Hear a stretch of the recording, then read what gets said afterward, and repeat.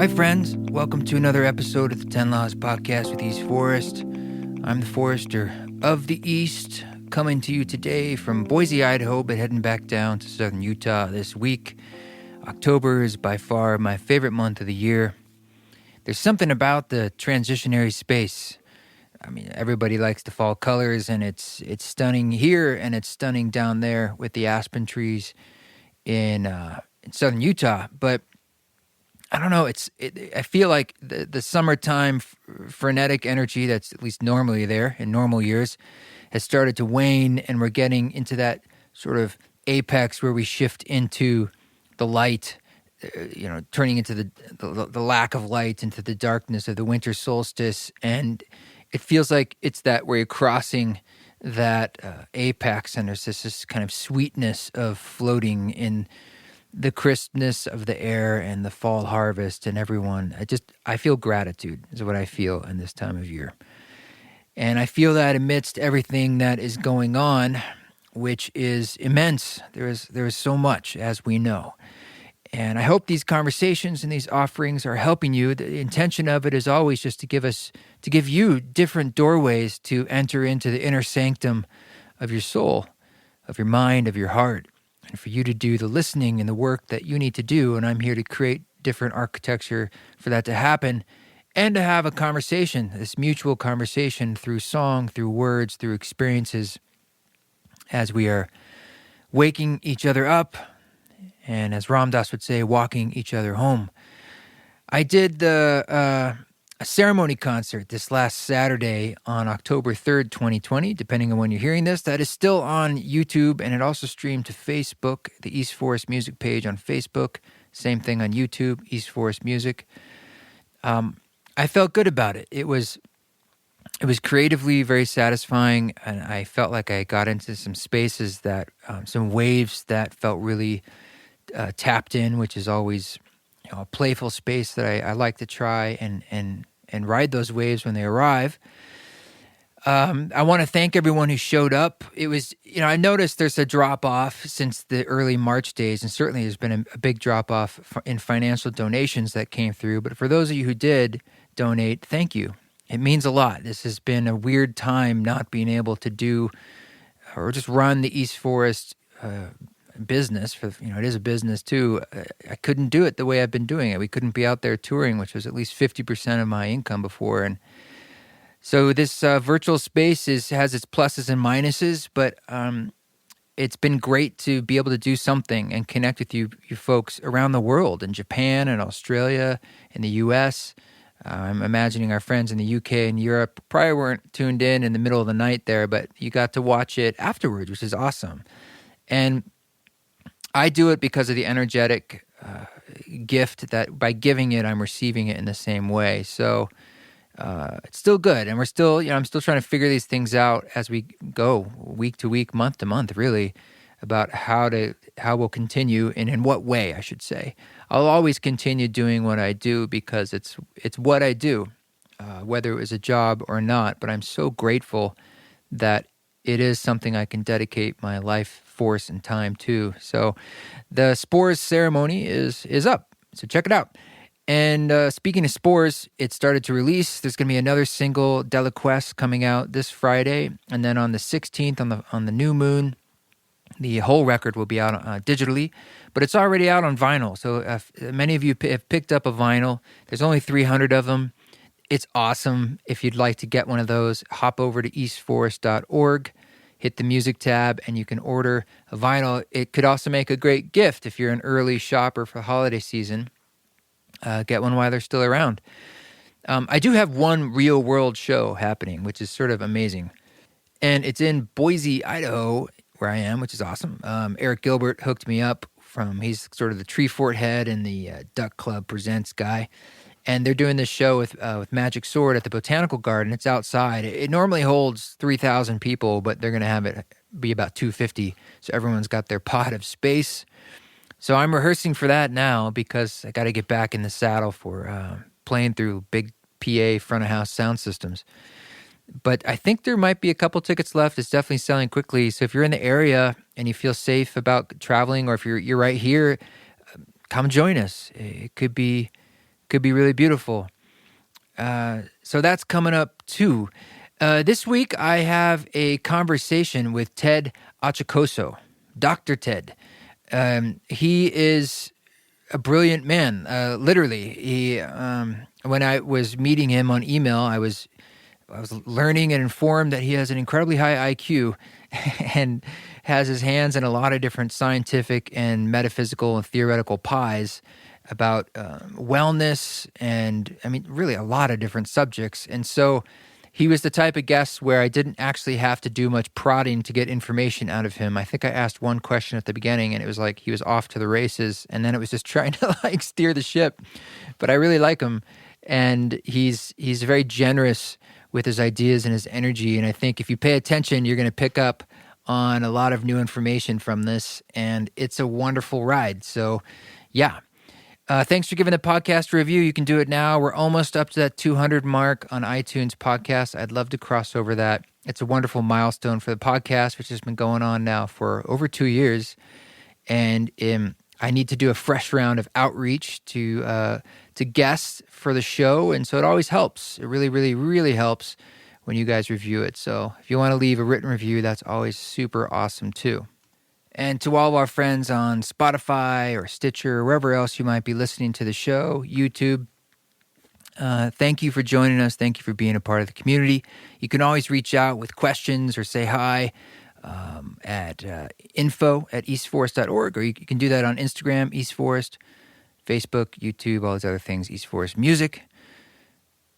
All right, folks. I have been, just last thing, just if you wanted little updates on music process, I have been finishing the final mixes to my next studio record, which right now is tentatively titled Possible. And I've been working on this for a long time. It's kind of been 2 years in the making, but pretty intensely in the last 6 months to a year, and recording strings and all sorts of other musicians. I suppose it's my studio follow-up to the Ram Dass record. And it's really, I'm really enjoying it. It's really beautiful. So it's been such a joy to be doing those last mixing and finishing touches. I've been doing it here in Boulder and Boise, and also Boulder, Utah, in the studio down there at the Boulder Mountain Guest Ranch. Shout out to them and thank you. And I can't wait. I'm just really looking to share it with you. So that's probably going to happen, God willing, in the winter. And I think you're going to enjoy it. There's some really interesting soundscapes in there. It's sort of a mixture of ambient pop and post-classical. It's got some words in there, some talkies, as I like to call them, and some instrumental tracks. And it's a nice journey. So we'll be sharing that here and there. But today, you're going to hear a track at the end of this called Always. That's the one that just released on Spotify for the Spores record, and Delaquest comes out this Friday. So let's do this. Let's get into this conversation with our new friend, Dr. Ted.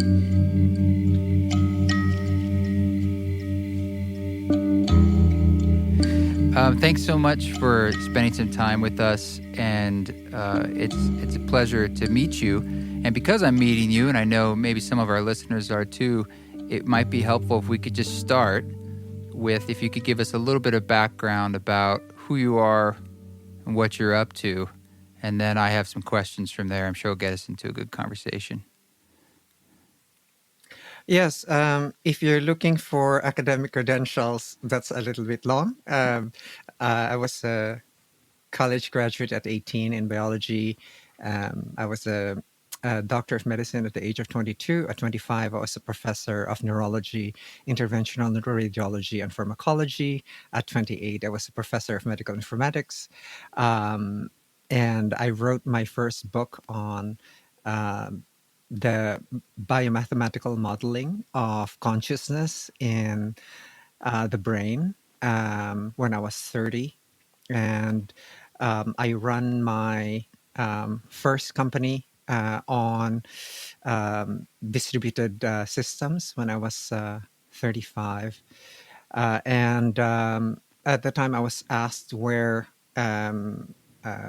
health was going to go 10 years from now. And I said it was going to the area of wellness medicine, regenerative medicine, age reversal technologies, and so on. So My research work was in artificial intelligence. So for a while, I traded currencies using artificial intelligence technologies, after running my company. And then I went to Europe for a couple of years and got another double board certification in anti-aging medicine and Why nutritional not? medicine. Yeah, yeah. And and yeah, I told you the academic credentials quite long. And when I was 49, I headed back to Manila, Philippines, and I started a clinical framework for health called Health Optimization Medicine and Practice, which is the balancing of the imbalances in within the cell. And it caught on. We're now on our 11th year, and it's become a clinical framework for health management, um, and instead of just disease management. And one of the things that connects all of those uh, careers, if you can, I have ADHD. I have an ADHD career, as you can see. One of the things that connects those always is the view of network systems, that everything else is interconnected, whether it be in the brain or us in the environment, or the earth in the universe, and so on. And those can be mathematically defined, right? And right now, Mm-hmm. I was actually shocked that uh, y- you know I when I was doing this research, we were called connectionist systems or neural networks. And then it was I said, what is this fucking deep learning all about? And deep learning was in fact neural networks. It just had a new name. But one of the things that have always fascinated me, shall I call you Trevor or East or Krishna? uh, Well, I go by my friends call me Krishna, but East Forest is another name I Krishna. have. So pick your moniker. Yeah. Okay, Krishna is fine. And one of the things, see, when I developed this framework, you detect and correct imbalances inside the cell, right? And they are small molecules called metabolites. It was not possible for us to do that before because we didn't have the technology. But the fundamental idea is that now that we are able to take a look inside the cell, right, and what the cell needs, which is the basis of all the organs in the body, someone's got to take care of the fundamental cell, the one that is the nucleus, mitochondria, cytoplasm, cell membranes, and so on.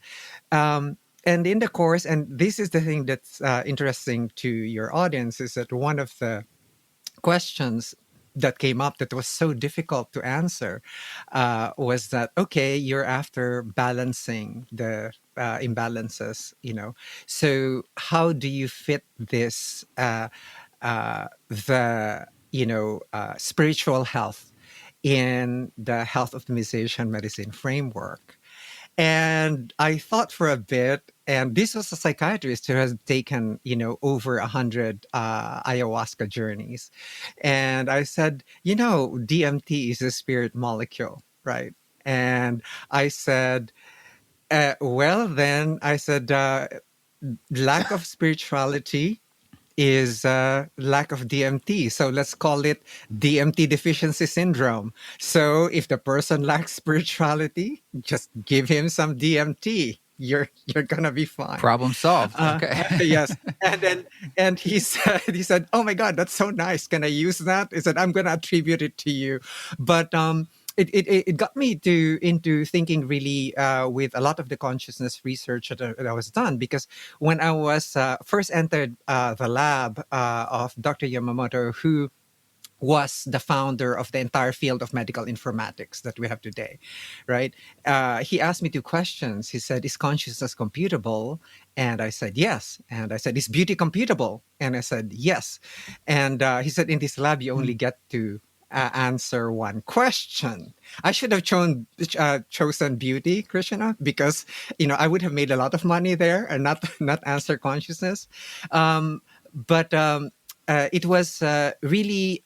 I said, what does the body do, particularly the brain, right? Because I used to poke brains for a living, as I like to say. What does it really do, in order to present you with altered states of consciousness? In fact, one of the things I'm doing now is I'm slowly writing a book, right? Mm-hmm. To put together a lot of the things that are out there, and sometimes the subject matter is really difficult because some of them are expressed in highly mathematical terms, right? But looking at the whole field right now, there seems to be a confusion on what we call consciousness. I do love Sam Harris, and his waking up Sure. app when he goes to his meditation and stuff. But I want to get it on a more neuroscientific footing, right?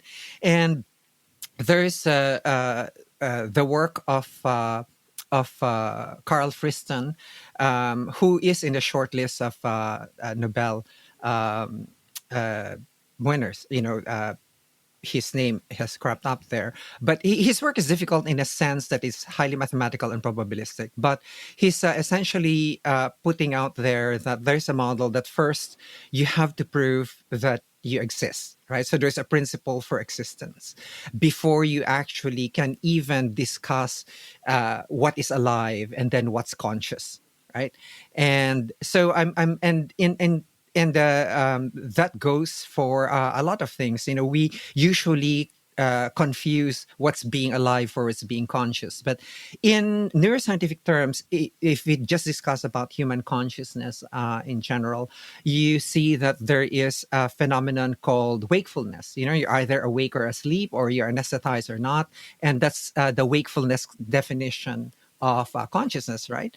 So, and then you move up a one level, and there's what's called the alert model. Is awake, and then you have the alert model, meaning it's exteroceptive, meaning you're using your senses, and it's the basis of mindfulness. For example, when you're looking Yeah. around and you're not processing anything inside, that's exteroceptive type, and that's being alert, right? And the last level is being able to have ideas, right, and thoughts, and so on, and being able to observe those, and that is a process of abstraction. So that's a neat model that's out there that makes a lot of sense. But in terms of us decreasing suffering, which is what we would like to do, right? If you look at my mission for my company, Smarter Not Harder, it's to decrease suffering in myself, and to decrease suffering in the world, in others, knowing that there is no other, right? So what do I mean by that, and why is it such an emergency, right? To decrease suffering in oneself, and the Buddha is right in saying that the attachment and is the root of suffering, is aside from ignorance, right, is the root of suffering. And what is it that attaches? And it's the ego, right, or the egoic sense of self. But we know neuroscientifically now that the sense of self, or I don't like to use ego a lot because people don't really know what it means. It's very Freudian. Ego for them means is one sense of self-importance. So I'd like to use the Yeah. term self-referential system instead, right? Your sense of autobiography and so on. And there are structures in the brain called the default mode network, right? That actually is the default mode when you are ruminating. Like many depressed people have hyperactive default mode networks, and these are large neural tracts in the brain, and it's already been mapped out. It was accidentally discovered around 2002, right? And it has been shown now with the work of Robin Carhart Harris and other people, that actually there is a decreased blood flow to the default mode network when you're under psilocybin. right? And Mm-hmm. there's the opposite to the default mode network, which is towards the central brain structures. If you take a look at the peripheral brain structures, if you like to visualize it that way, then you have what's called the task positive network, or that which is engaged when you're looking outwards. If you're, for example, comparing it to the flow activities that people describe, right? When you're actually, before, when I was doing surgery, you would be focused outside or external. And that's because they're counter switched. When the task positive network is on, the default mode network is off, right? And what I've seen a lot of the psychedelics do, like, if, for example, the DMT in ayahuasca, right? And LSD, for example, and psilocybin, is that they actually shut off the default mode network. In other words, the way I describe it to people is just like, if you're a bodybuilder and you take steroids, right?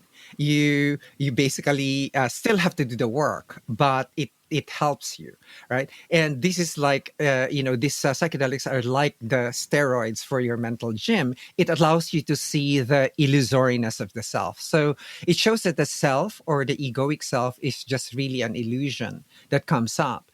And one of the skills that you really do, see, I'm removing as much mysticism as possible for people to get more engaged, in these types of a mental gym, for them to be able to develop not only their physical selves, but to shape their mental lives such that they are not suffering, right? Well, Because if the I could ego is ask the you one. a clarifying Go ahead. question on what you just said, when you say it being an illusion, would it maybe another way of looking at that being like, it's not that it's illusion, it's more just sort of one of the layers that's obfuscating and totally covering up what else is there that you're not able to sense? Because the Um, egoic sense, you're saying the fact that we have an ego and the role it plays is a pattern of neural pathways. It's a thing. It's there for us, but a lot um, of us are just sort of stuck there. I think that's because of your definition of the word illusion. See, Uh-huh. illusion does not mean that it's not there. Illusion simply means it's not what it seems to be, right? Yes. Uh-huh. So That's interesting. so with that kind of definition, so you have to keep that definition in your head. When someone says illusion, you immediately think it's not true or it does not exist. It's not so. The word illusion means it's not what it seems to be, right?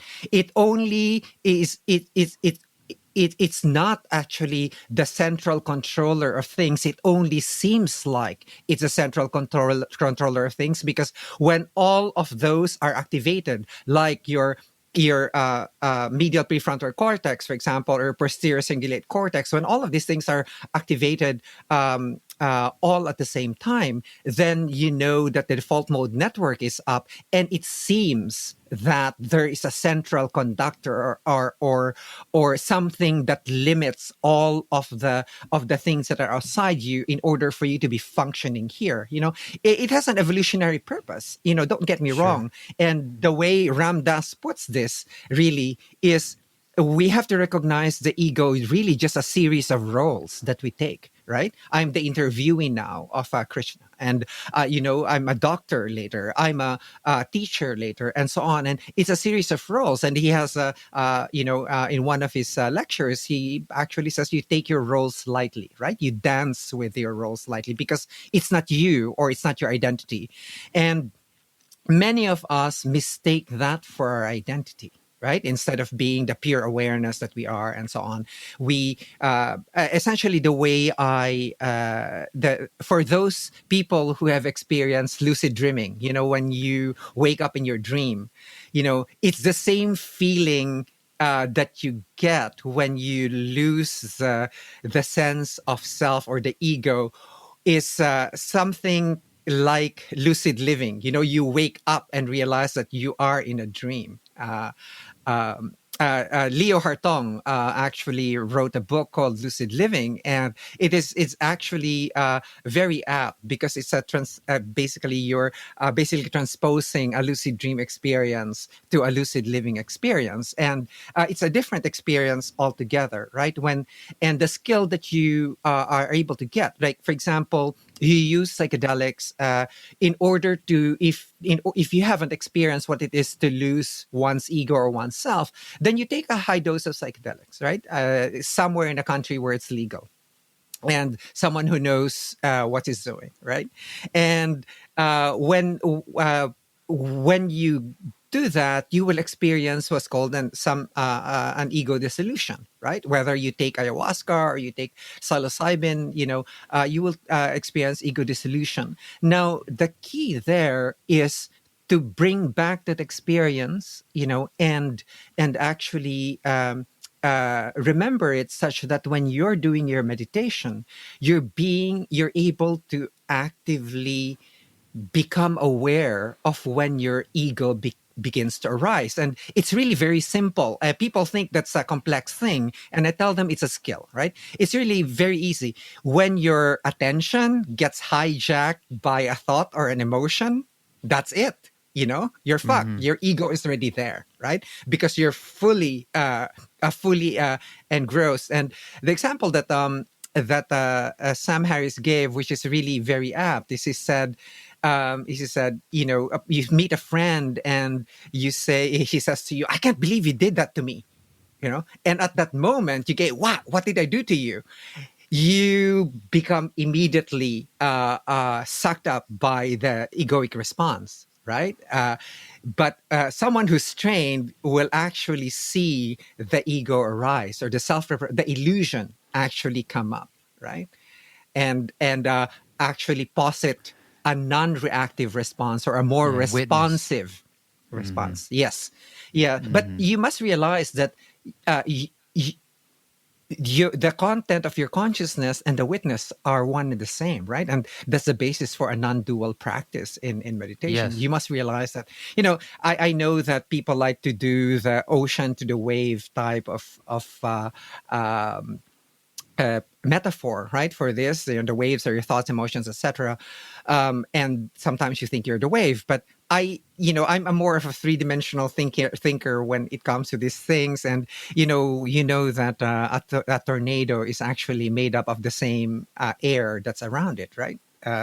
It's just all of these vortices that are spinning. So you could just imagine all these thoughts and emotions, etc., are just vortices, right there. And they just, when they all aggregate, and you have the huge vortex, and suddenly that vortex is simply you. You're the tornado right there, who's getting angry at everyone else, without any observation of what's going on. And how do people disidentify with, if they are those constituent parts of the air of the tornado that they're identified with?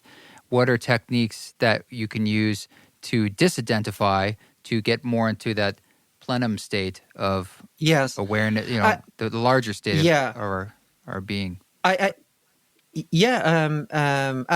I said earlier, they can get into a guided psychedelic experience, right? They can get into a guided psychedelic experience, so they can have during the post-processing, they could actually identify at which point the ego just acquiesced and say, I'm not controlling this fucking thing anymore, right? But they learn that lesson. But I mean, like in the day-to-day, a lot of us, because a lot of people listening to this, they have a lot of skills, they have psychedelic experiences, but they're like, look, this is a tough time right now. So it's like, how do I deal with these extenuating circumstances? And that's where your daily practice of meditation comes, right? Because when you have a formal practice of sitting, but at the same time, your whole day becomes a meditative state, right? And that's these are the people mistake like mindfulness and meditation to be one and the same, but no, mindfulness is basically a technique that allows you to shut down the default mode network, right? To do something that's more externally focused, like you give your attention an anchor, like your breath, or when you are, you're noticing, for example, things that you don't normally notice. like you are wearing clothes, or you start feeling things that are external to you, and suddenly you are not thinking, right? And these are just little exercises that you can do during the day. What I tell people that I teach is that, why don't you just give yourself 3 deep breaths before starting any other activity, and just for those few seconds. Um, um, I actually like the also the another uh, analogy that was given by Sam Harris on how superficial this state is. It's not a deep thing, right? For us to be able to do this, most people think it's something deep that you have to practice 30 years, etc., etc. In Right. fact, Yes. it's just like the blind spot, right, in your optic nerves. If you've tried that exercise, you will see that in your retina, there's actually where the optic nerve actually it comes out and goes out to the brain. There's no retina there, and you can actually find that out by this test with 2 crosses on paper with a certain distance towards your face. You will see them disappear. It's because there's no retina there, right? And it's the same thing with the ego, right? Most people think that it's hard to do, but really it's an the metaphor that I like that Sam Harris gave is that, say you're sitting on a train, right, and all your life you're just looking outwards, at the view, etc. But at some point in time, with the proper lighting and the proper angle, of your looking out, you will see a reflection of your face, right? And that's your ego. It's like it's it's very superficial, right?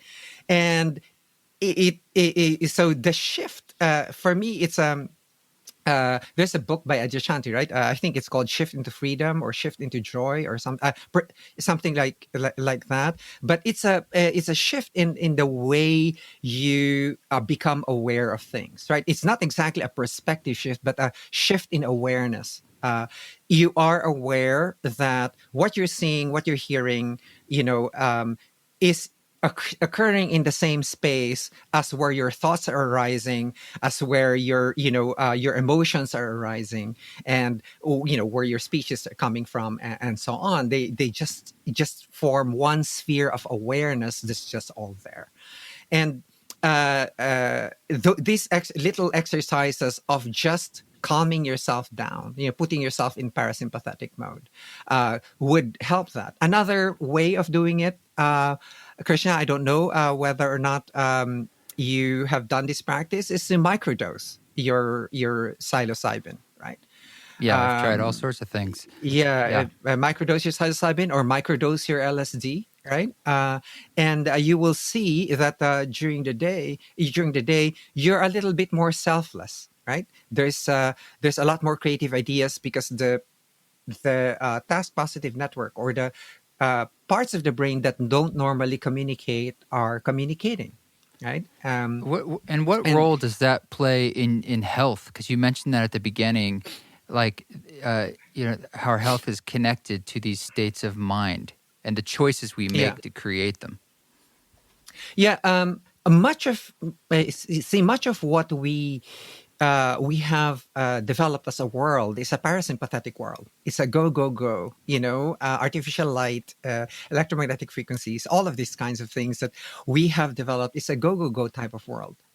But more insidious, and I think more sinister than that, is that we have created a world that actually has glorified the satisfaction of the ego, right?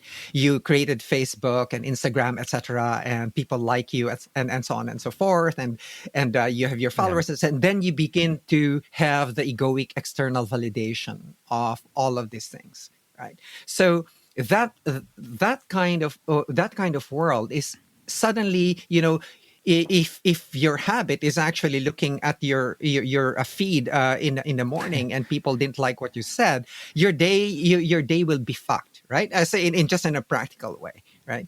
um, so so you see that this world that we've created is like that. So the way I look at it is that if you are able, so what is it that's in you that is suffering, right? What is it in you that actually is suffering? So there's a saying, right? Pain is inevitable, but suffering is optional.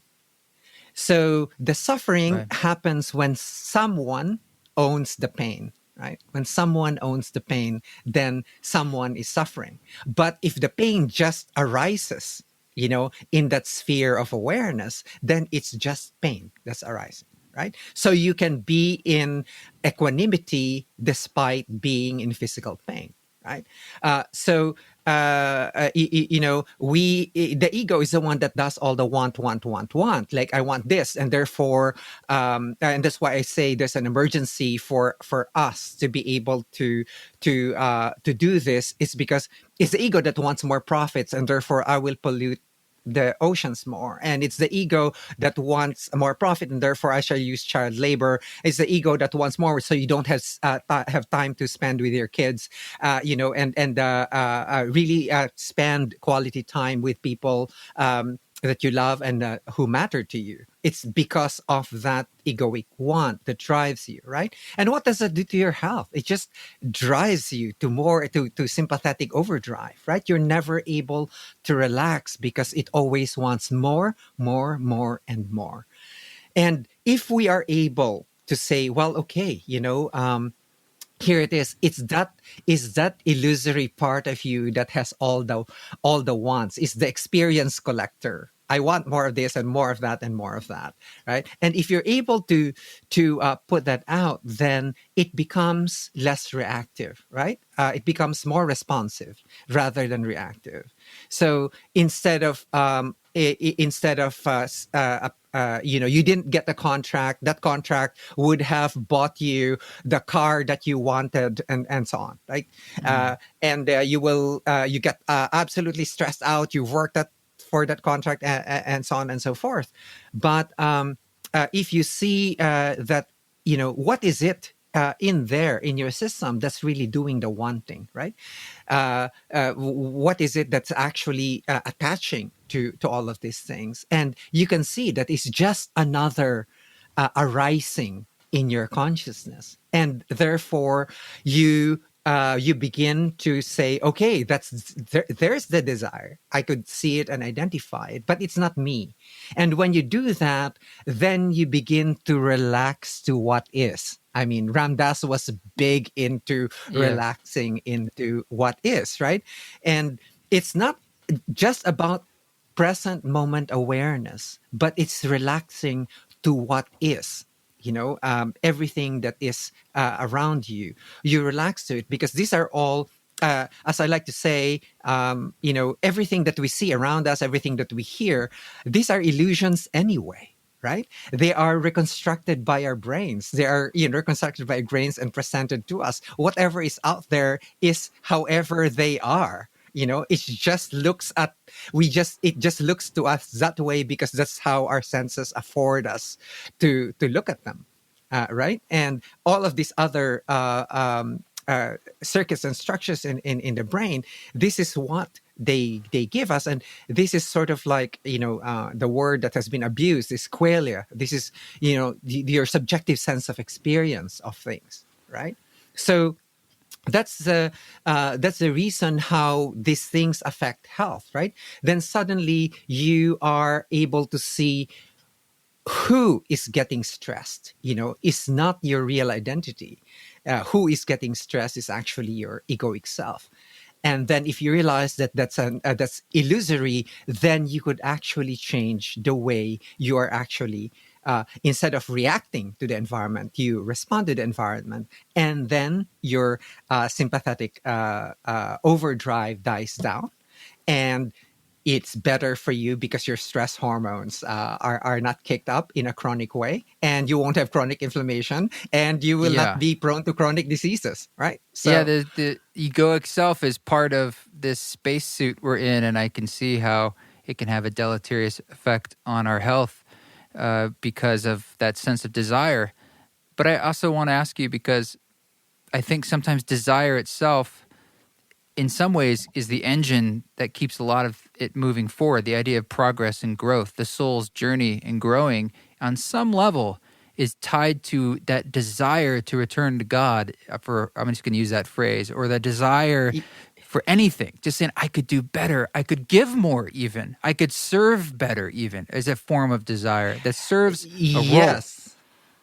Yes. And this is what I wanna remove from your listeners' consciousness. It's not desire that's the root of suffering. It's attachment to the desire. It's all right to desire, but being attached to the results of what you desire will fuck you up, right? Your desire can be the source of your motivation and so on and so forth. But if you get attaching yourself to the results, you will begin to suffer, right? The fruits versus the labor. Yeah. Yes. So look, I started health optimization and practice 11 years ago, right? And I was trying to tell the illness medicine community, hey, you're after diagnosing and treating disease, but how can we take a look at health, right? It's just like you have a car and all we know to do is actually to change your flat tire or to cool your engine, right? We're always diagnosing and treating disease, but who is doing the car maintenance? Who tops off the oil and who basically equalizes the pressure of your tires and and so on. The technology then did not exist, right? But now we do have the technology. But look, it still took a long time, for something like this to actually mature, into what we have today, because it requires a shift essentially in a perspective. So when you are talking about a group of people that were trying to explain what this is, right? First, you have to make it easy, and you make a clear-cut case that there's a need for it, right? And in the case of being able to be unreactive and more responsive to your environment and so on, that also requires practice, right? It requires practice. Yeah, And sure. what practices can you do? Right, the practices that you can do, of course, are meditation, mindfulness, breathing, and so on. And you can take substances that can help you do that, like microdosing, hallucinogens and entheogens and so forth. But it has its own structure, right? It has its own structure that can be presented. I think we are burdened, Krishna, by a lot of there's nothing wrong with mystical stories about things, right? There's nothing wrong with that, but sometimes it becomes an impediment, to be able to present your case, right? Like for me, those who are trained only in disease oriented medicine, never see the point that, disease is it's not one day your blood sugar goes over 94 and you're already diabetic. It's a spectrum that actually leads us to that thing. It's the same thing as being able to observe your ego or decrease your suffering, right? And decrease your reactivity and so forth. It's a lot of ingrained ways of doing things that our mind does, right? So we identify what our mind does. We know that people have already won Nobel Awards for seeing how terrible the mind does at estimating probabilities and so on. We know that, and it is building on that.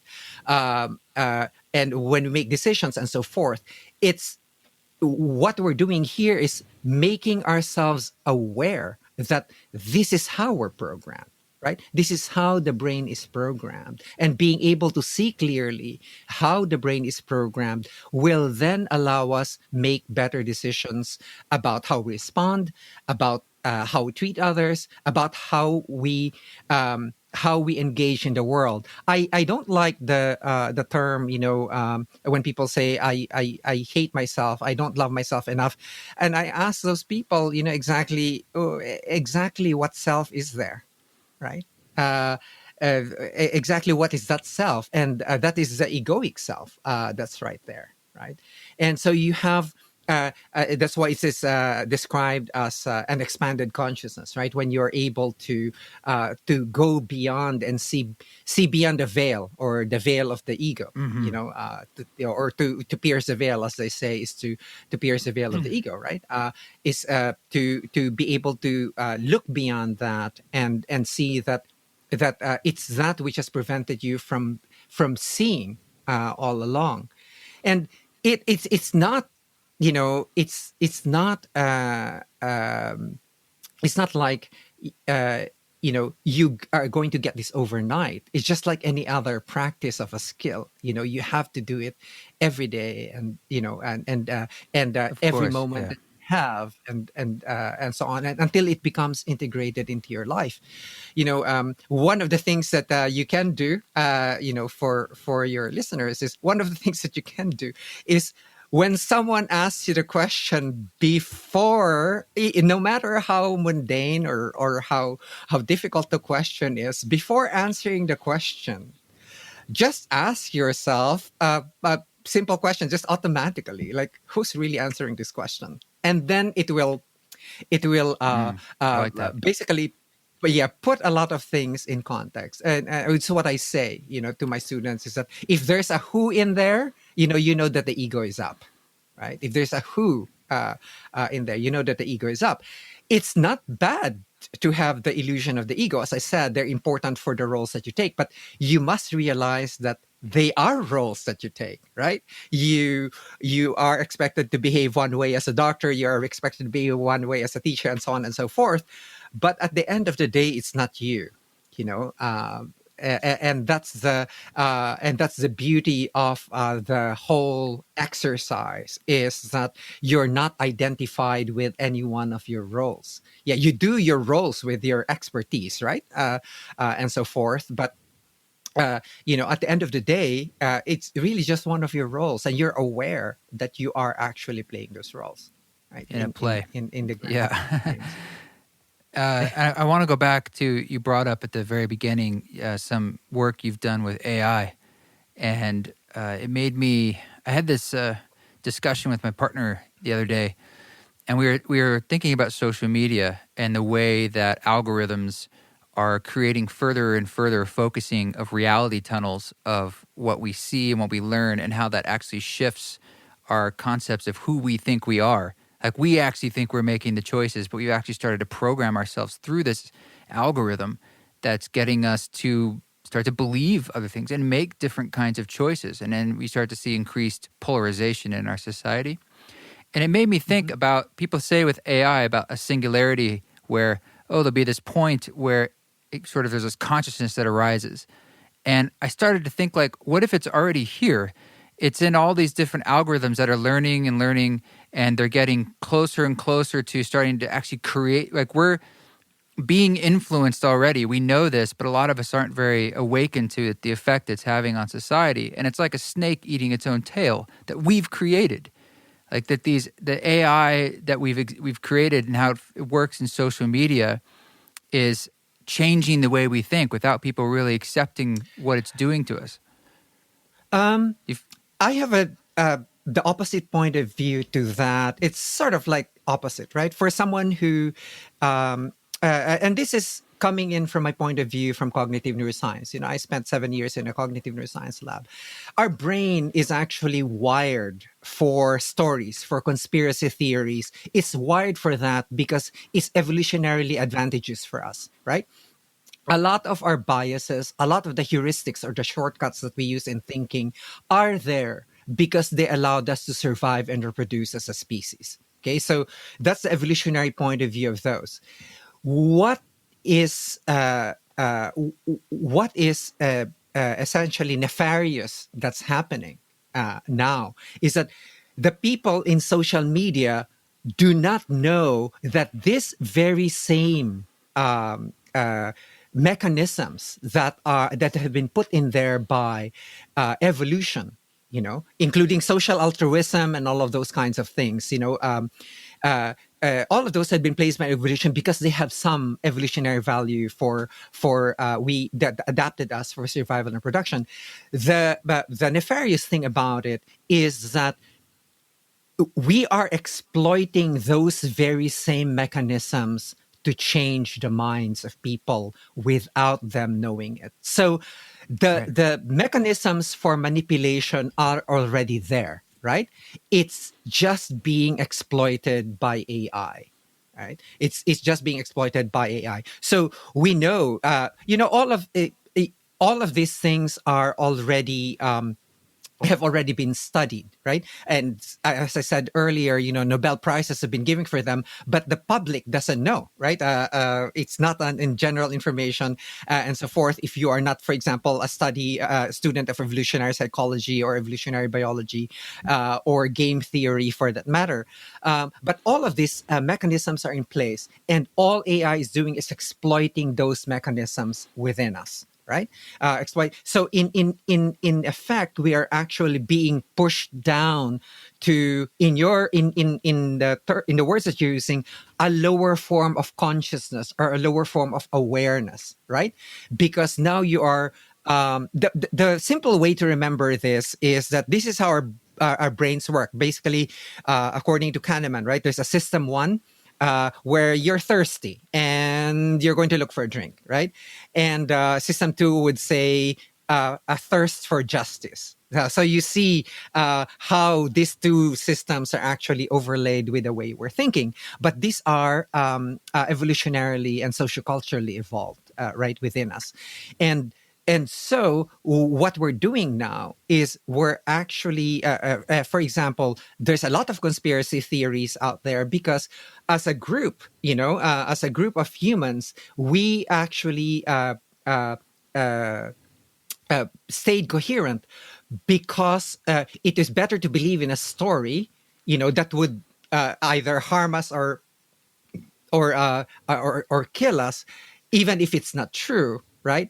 Rather than not believe the story at all. So these things are actually built into us, and where it's just being exploited by all of these systems. So for me, it's not the AI that's doing it. It's actually how we're using the AI to use system one, which is our bioevolutionary programming that is intended for other things, right? Intended for our survival and production. Now, how is it then that how can we do this then such that we are able to identify that we are actually exploited or being manipulated by actually being able to shift consciousness, right? Give another perspective, give another way of looking at things, or give a way of questioning what's arising in one's mind, right? Give a person a way of questioning what's arising in his mind. Is because we have a lot of one of the jokes that I like is you know my my partner's favorite hobbies are uh, you know um, uh, my partner's favorite position is being beside herself, and her favorite sport is jumping into conclusions. So and and that just shows you that these are the default ways by which evolution has wired us, right? So how can we, in order to activate system two, right, we need a lot of education to teach people what is statistics, what's probability, because it's rational thought. It requires more energy, and that's why we default to that default system that jumps into conclusions right away, right? And when we feed via Twitter feeds and Instagram feeds, etc., all of this false information and so on and so forth, it's gonna take it at face value, right? Because that's what it does. And you repeat a lie often enough, it becomes the truth. That's also known in cognitive neuroscience. So how can we then help exercise, and as to use the words earlier, a witness? How can we provide a witnessing awareness, to what's happening in your mind, that you are actually, not being manipulated by all of these pieces of information that's going outside, right? Um, because the AI systems that we're developing, sometimes we don't know. In fact, oftentimes now, because of the way they adjust themselves automatically when they learn, we don't know what they're doing anymore. Right. I was involved, for example, with in very early AI, some 28 years ago, where I was developing, I was doing the coding for detecting the edges. It's edge detection, right? And this was in the liver. When you were getting an MRI, for example, how do you detect the liver, and the capsule of the liver from the peritoneum, which is the inner lining of the abdomen? You have to make the distinction, and there is you have to do it mathematically, right? The algorithm has to separate that. 28 years later, I wrote that algorithm, and 28 years later, you find that same algorithm being used now for facial recognition systems, and things like that. So that kind of discrimination that's being used in artificial intelligence is really born of all of these other things that we needed to do, right? And now, what they're doing with AI, for example, in changing your mind about the way you vote, is that there is a way to track your behavior, right? There's a way to track your behavior such that it shows that you are potentially persuadable. You are a persuadable voter. Something, or you're persuadable to use a certain product over another, and so on. So you're targeted because there's a lot of data points around you and how you move, and therefore they will target you then with all of this information or misinformation and messages that will move you to vote one way or the other. Now, remember that there are already studies that show that if for example, if your amygdala, where the sphere is generated in the brain, right? Is activated, right? That's where you pass a lot of things, like, because you basically clear out a lot of things with that system. Like, is this friend or foe? Am I going to die because of this or not? It's very instant that we have that fear response, right?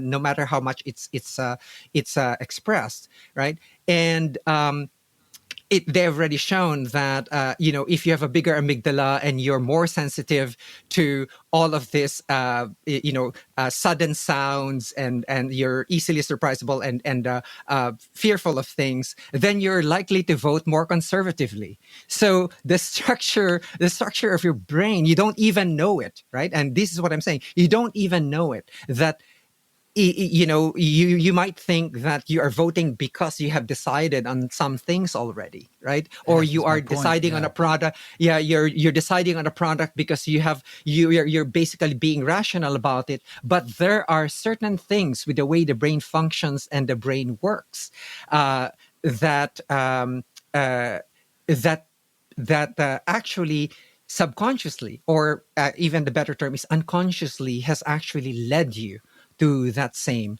conclusion, right? To the same conclusion, but what your ego is thinking is like, no, I made that decision, and Exactly. this is, yeah, and this is very clear. I don't know whether or not you're aware of Libet's experiments, where he tested for, I'm now going to reach for this glass of water, and you're going to indicate when you are actually willed to reach for the glass of water. And he found out that there was about 350 milliseconds before that your neurons are already firing before you even decided you're going to get a glass of water. So there's an internal processing that are going on, and the consciousness or awareness that you have is already late, right?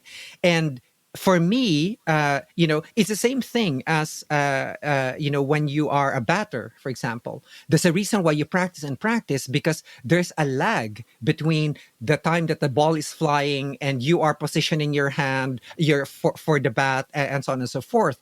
The brain likes to minimize its error. So you practice and practice and practice until you actually get it right. But there is, according to the computation of an Italian group, in fact, a 7-second delay. My own computation in the 1990s was a 2 pi seconds, right?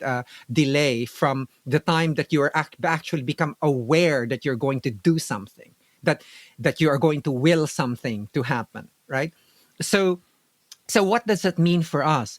It means that when you are doing a meditation practice, or when you are doing a mindfulness practice and so on, it is possible, to to sink into that awareness where, as the desire, as you said, arises to reach for the glass of water, you already feel the desire come up, right? Because it's a state, right? Before it's actively presented, I'm going to reach for the glass of water.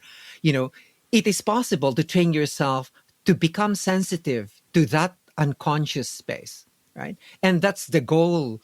For me, in a practical sense, when you're looking at it in a neuroscientific way, that's the goal of practicing the skill. It's so that you are not reactive before you even blurt out, you're a piece of shit, or, Dr. Ted, what you're saying is shit. Before you even say that, you already feel it arise within you before you actually blurt it out. And that's the skill that you develop with meditation, with mindfulness, and so on. And that skill actually serves to decrease your stress levels, and therefore will probably stave off a lot of your chronic diseases, right? Yeah. Let me ask you, as we're rounding the corner here, are you personally hopeful? Are you optimistic about humanity's direction and how we're trying to thread the needle that we're going through right now, these intense transitions and change and growth point that we're at as a civilization, particularly in the West? This is the way I view it, Krishna, really. Any transition that either has excellent or disastrous results is going to be very tumultuous. It's just like the way you can take a look at it is the phase transition of water to steam, right? The water will have to boil, and then it comes out as steam. And so we are transitioning, and at any transition point, at any period of change or transition point, is going to be very tumultuous. However, this is especially a tumultuous time for us because this is the first time that we're actually experiencing the effects of extreme connectedness, right? Extreme connectedness with the targeting of our biases and prejudices by the information. So this is a big, I like to think of it that this is the big human experiment that has never been done. And we are doing it to ourselves. And you're seeing the massive polarization. And for me, this massive polarization is not the driving force. The massive polarization is an effect of what we have done, right? It's an effect of what we have done. And so you could see that it's basically highly correlated in terms of human behavior, right? It's highly correlated in terms of how human beings decide and so on. And here's the thing: why there's I hesitate to answer hopeful or not hopeful, or optimist or not optimist to your question, is because we also have this bias that a lot of people think like us, right? We have this thing, right? Oh, my side is going to win because there are many people out there who think like me but do not speak aloud, right? uh, and that's built into us. Uh, there's an this was what's called an in-group out-group bias.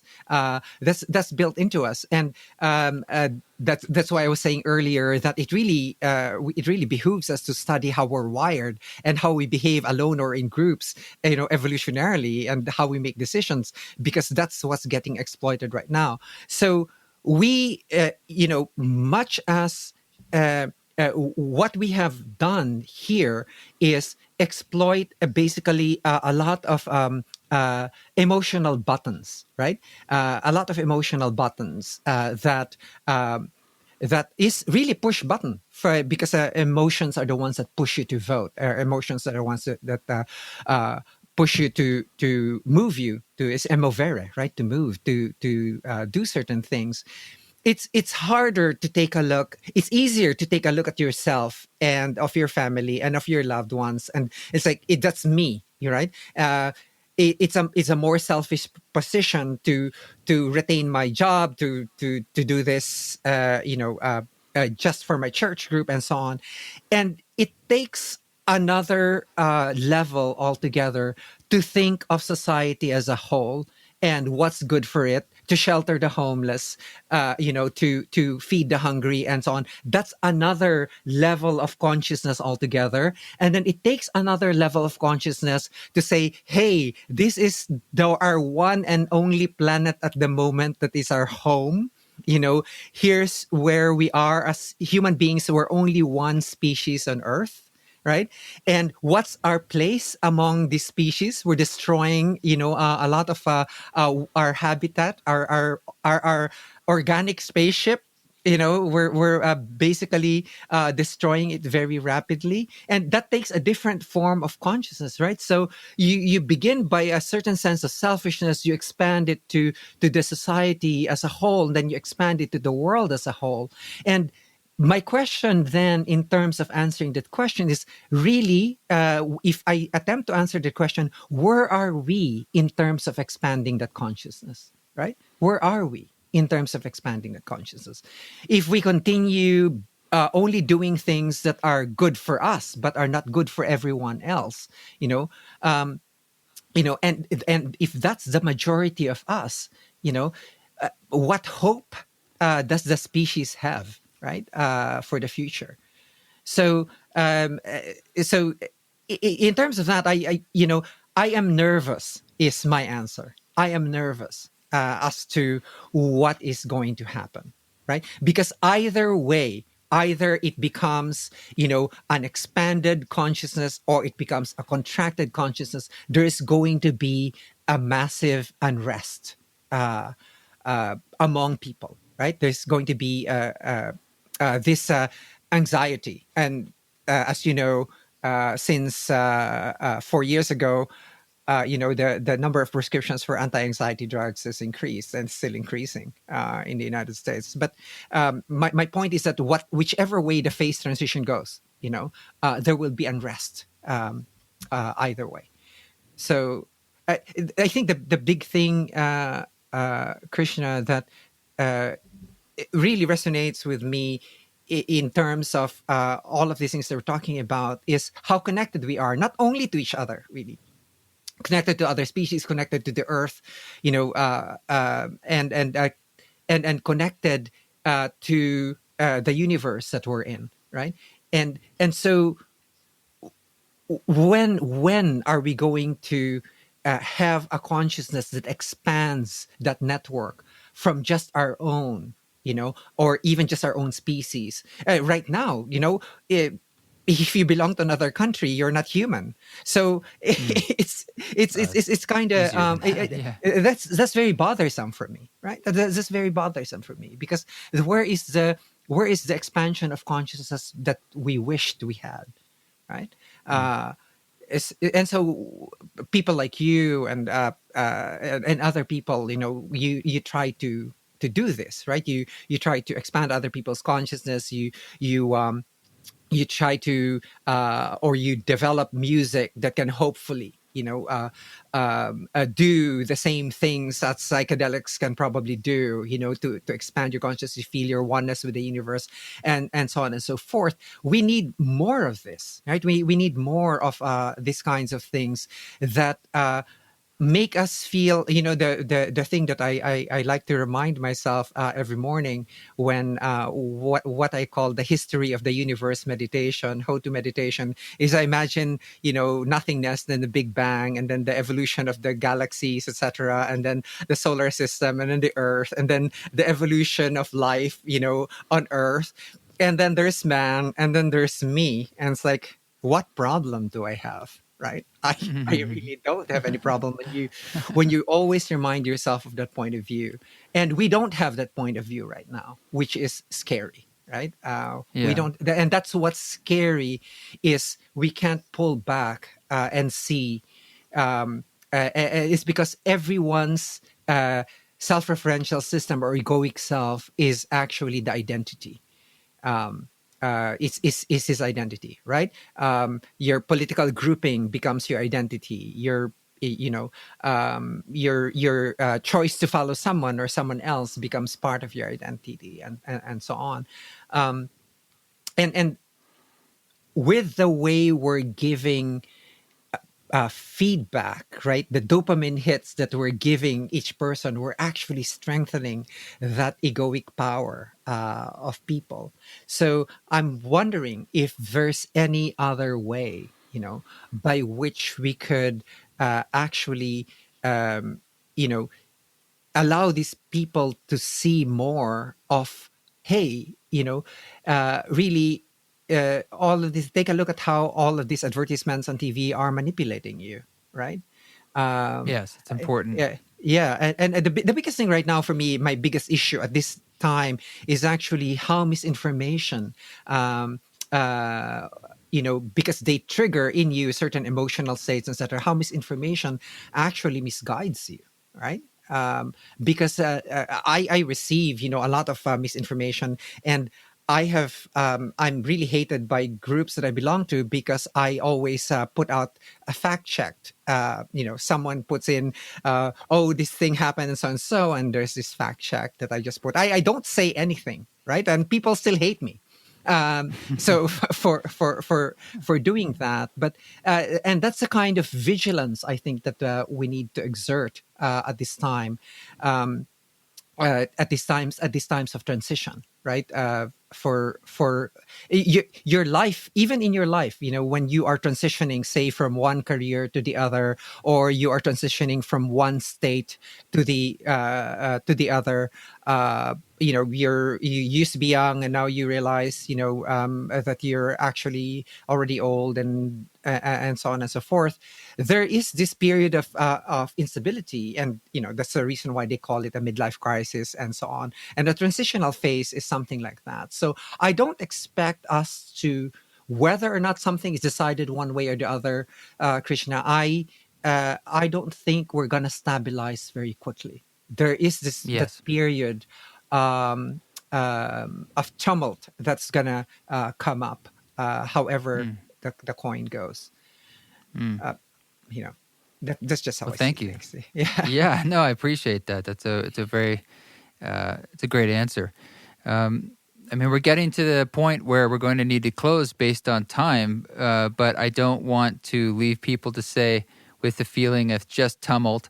But I know what you're saying. It's like growth is just that. It's over time, and I think you're also putting forth a message that we have the ability to strengthen these muscles of awareness and that witness, so that we can see these things and catch these things and grow and be able to be more acting as an agent of our full being, instead of just the ego and the surface levels of who we think we maybe are.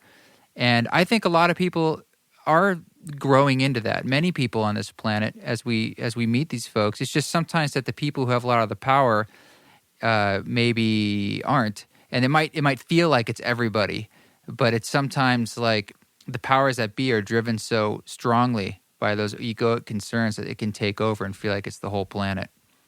Yeah, and the one thing that I actually noticed that drives also a lot of the misinformation that the ego feeds on is that much of the data that are out there that are being put out, or much of the information, are taken out of context, right?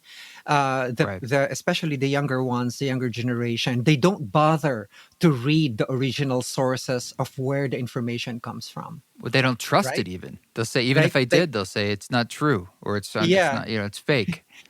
yeah, for example, they would adopt the whole lifestyle of Stoicism.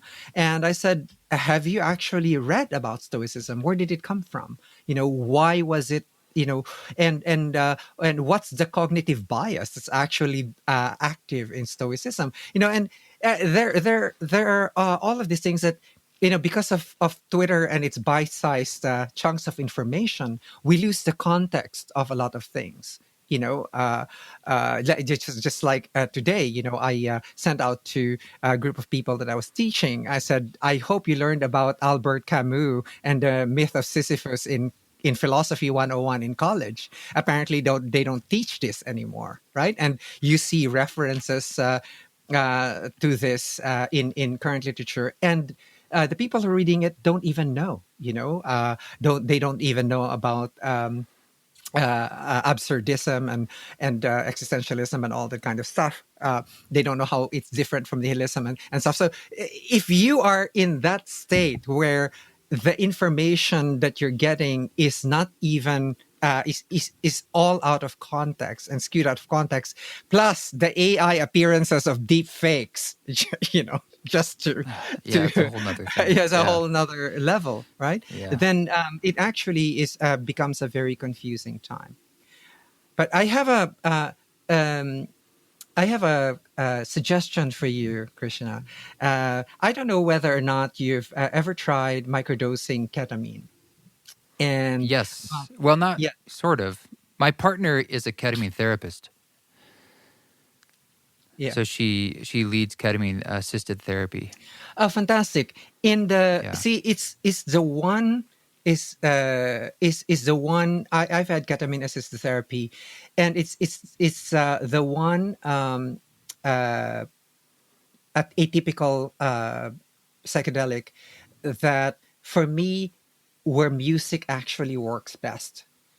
I can't stand the a ketamine therapy without music. And one of the things, as a scientist, you take a look at the action of it as an anesthetic and so on. And if you take a look at the graph, it actually has an hypnagogic phase where you could actually hypnotize the person.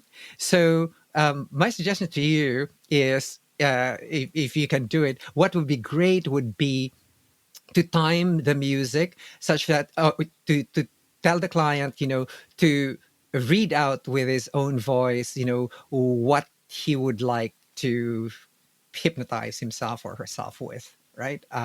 Words, affirmations, and stuff. And then at a certain point, of the music, etc., it that at the hypnagogic, just timed with the hypnagogic phase will be those hypnotic suggestions, because you know that whether or not the Mhm. person is hypnotizable, he is at a hypnagogic phase, right? Right. And then go after. I've you know I have been waiting to suggest this to someone who actually knows music and Well, psychedelics, but I've been doing something like this actually. Well, actually, what you're saying, but it's not in my ceremony concerts. It's a concert I do that mixes ceremony and guided meditation in a sense, and I'm using the music as a way to guide their brains and their bodies into those receptive states.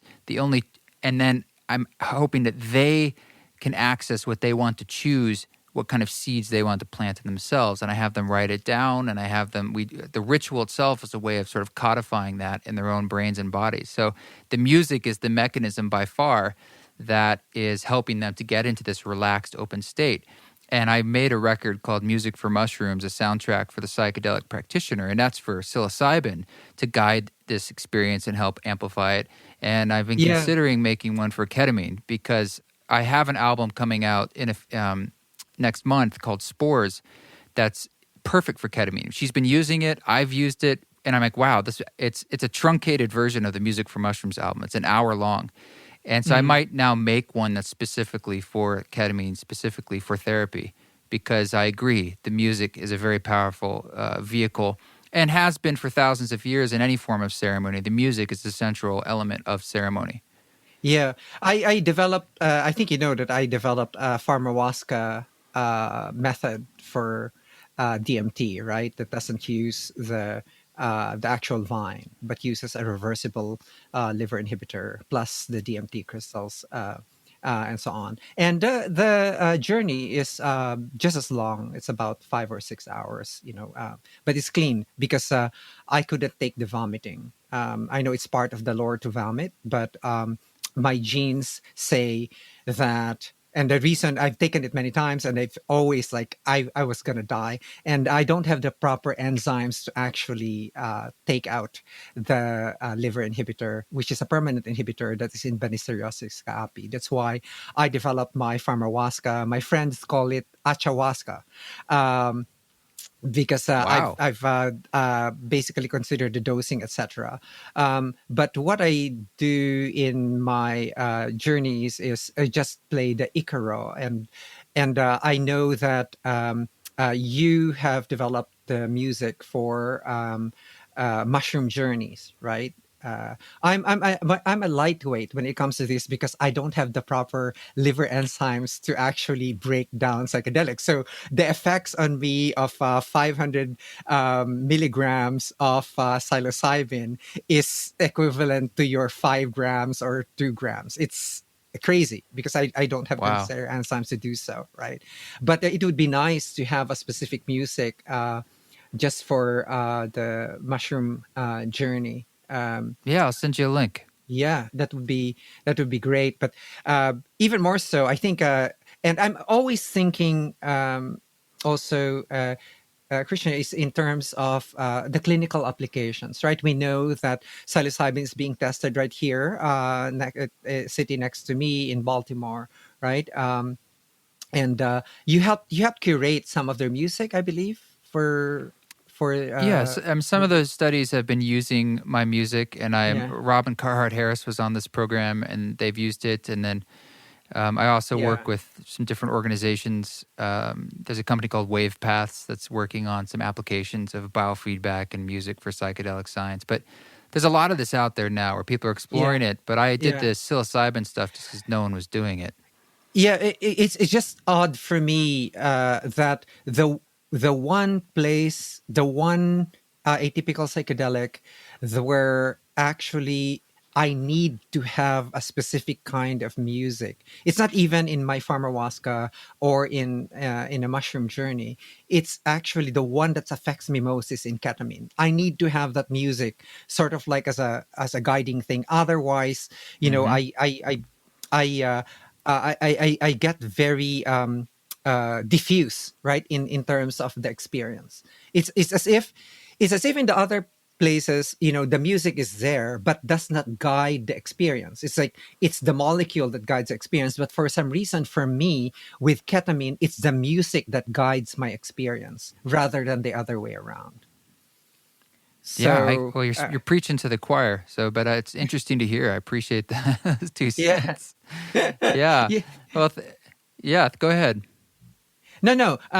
It's just that for people who are actually into for psychonauts who are actually doing this, it's just so you know that in terms of these experiences, there are certain experiences where we know that the set and setting is actually very important, right? But people who have different experiences, for them sometimes the music will be part of the setting, and sometimes the music will be part of the guiding system.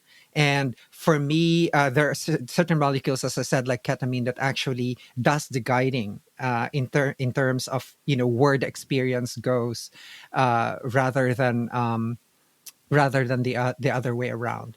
But that's the experience that I have with these things. Well, Dr. Ted, thank you so much for giving us your time. How can people interact with you in the world? Or Yeah, What's the way? yeah, I have a website where I created a nootropic, to enhance focus. But what it actually does is it activates your task positive network. So it makes you focus externally for about 3 or 4 hours. The product is called Blue Cannatine, which I created for myself, right? And it's Troscriptions.com. It's like prescriptions, but with the TRO. It will turn your tongue blue because it has methylene blue in it. Because I'm not being political here. Blue is the new smart. So that's at Troscriptions.com. At Instagram, we're at Troscriptions. The parent, that's the brand, and my company is called snhlife.com. We're doing precision dosed cannabis products, meaning we're pharmaceutical grade. We're not a consumer type of product for edibles and stuff, but we do essentially pharmaceutical grade, because majority of us in the group are actually physicians who are doing the formulation. And if you happen to be in Asia, I'm there 30 days every quarter, except during this time of the pandemic. I'm at biobalanceinstitute.com, where I actually started the whole practice of health optimization, medicine, and practice. And the nonprofit here in the US is at homehope.org. That's HOMEHOPE.org, where you could see my effort in trying to move the needle away from disease and into health. So thank you for having me here. Thank you, Dr. Ted, for joining us. Wow, that was a lot of information. I'm going to have to listen to that one twice. But it's always wonderful to get into someone else's world and their brain. So thank you so much. Thank you so much for joining us. This song you're hearing again in the background, again, is called Always, and that's from the Spores album, sort of a highlights reel of the music for mushrooms, a soundtrack for the Psychedelic Practitioner album. Spores is available on vinyl at eastforest.org or digitally wherever you listen to music. It comes out in full on digital on October 16th, the new moon. All right, folks, you keep walking your walk. Do say hi. Words of support are always appreciated. Info at eastforest.org or social media. Don't let that rot your brain. Don't take any shit, especially that digital social shit. But if you do, just do it with grace.